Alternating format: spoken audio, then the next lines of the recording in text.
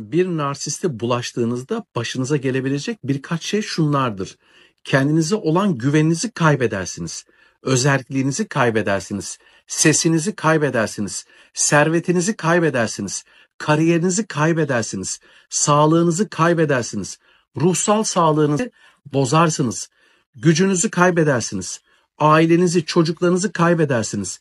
Arkadaşlarınızı kaybedersiniz. Yaşama isteğinizi kaybedersiniz. Akıl sağlığınızı kaybedersiniz.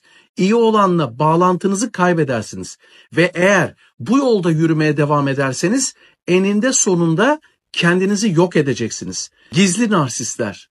Narsistin değişeceğini uman var mı? Onun içindeki iyiliği bulmaya çalışan, sabreden, düzeleceğine inanan var mı? Gerçek şu ki narsist değişmez. Çünkü narsist nefsinin esiridir. Kur'an'da da bu konuda şöyle buyrulur.